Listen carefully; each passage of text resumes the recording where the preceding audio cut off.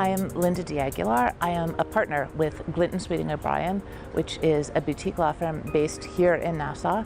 We have an office in downtown Nassau as well as Albany, the private development, and that's actually where I sit. We are very much focused within our regime, and our legislative regime in particular, on finding solutions for clients. You might be familiar with the investment condominium, which is legislation that I actually helped to draft in 2014 to respond to the needs of Brazilian clientele in particular, to create a product that felt familiar to them, that was something that they were comfortable with, so that you were able to provide a solution that they could work with easily, and thus in a compliant and entrepreneurial fashion.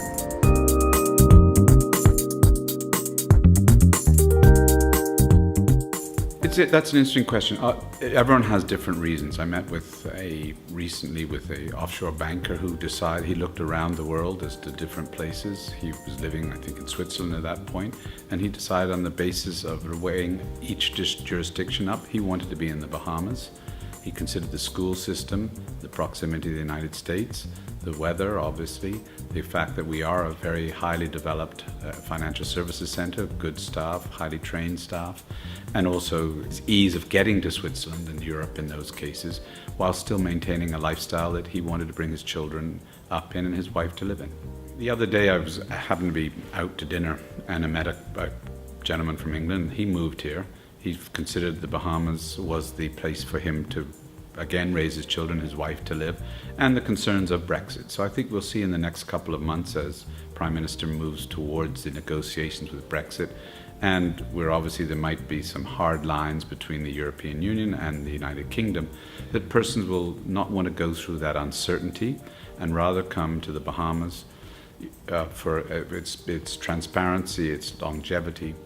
We're very fortunate we have in the Bahamas as one of our agencies that works very closely with the Bahamas Financial Services Board, which has a great board of directors, a great CEO, and we work very closely with them. There are things that the Bahamas Financial Services Board can do that a government can't do, and there's a role for government which is separate from the Financial Services Board.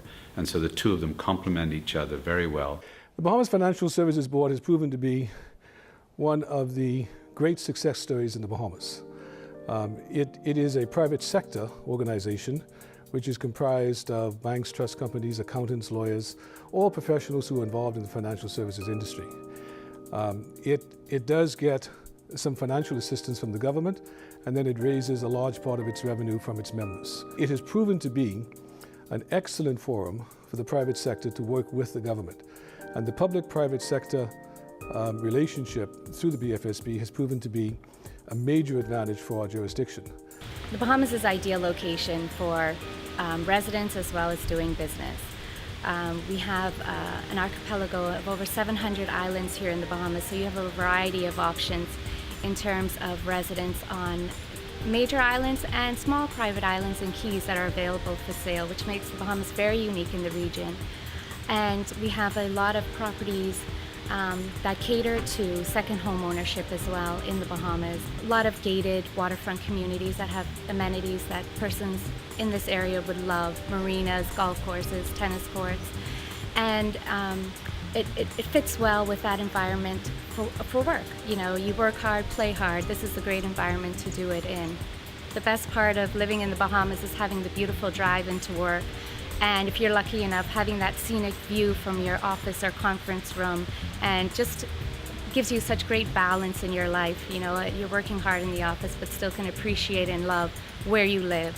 So living in a place like the Bahamas does offer a high quality of life for professionals. Yet at the same time, because we are a major financial center, the quality of work is extremely high and is comparable in many respects that you would find in a major city. Well, as an international financial center, we're certainly responsive and cognizant of the changing international environment in which we exist. And this is always the case. International regulations always change, they always have.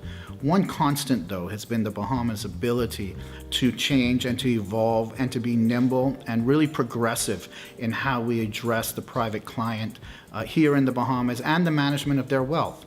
And so we have gone from a traditional banking and booking center to a private wealth center, a center that offers opportunities and structuring for our private clients and providing now a broad spectrum of services to the private client.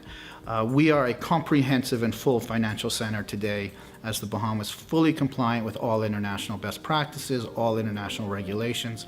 I think we're constantly keeping an eye on what is required in the international financial services arena, and we're making sure that those changes come into effect.